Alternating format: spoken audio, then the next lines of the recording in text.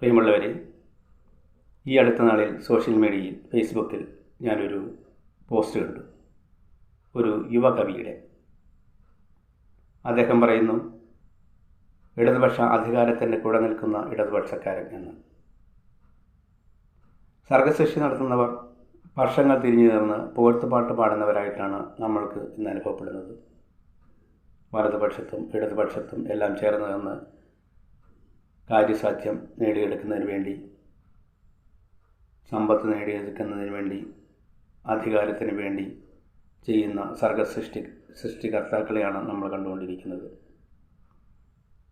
അതിനിടയിൽ ഒരു യുവകവി ഇങ്ങനെയൊരു പോസ്റ്റ് ഇടുമ്പോൾ ശ്രദ്ധിക്കപ്പെടും. ഇടതുപക്ഷ അധികാരത്തിൻ്റെ കൂടെ നിൽക്കുന്ന ഇടതുപക്ഷക്കാരൻ.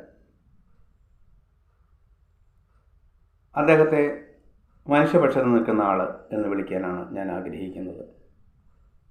കാരണം മാറ്റി നിർത്തപ്പെട്ടവൻ്റെ,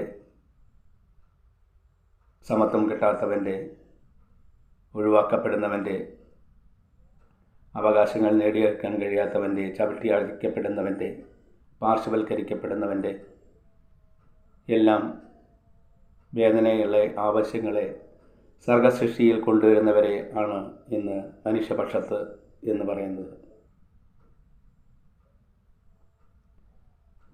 ഇടതുപക്ഷമായാലും വലതുപക്ഷമായാലും മനുഷ്യപക്ഷത്തല്ലേ, മനുഷ്യരുടെ കഥകളല്ലേ, അല്ലെങ്കിൽ മനുഷ്യരുടെ കാര്യങ്ങളല്ലേ എഴുതുന്നത് എന്നൊരു ചോദ്യമുണ്ട്. പക്ഷേ മനുഷ്യപക്ഷം എന്നതിൻ്റെ നിർവചനം മാറിയിരിക്കുന്നു. നന്ദി.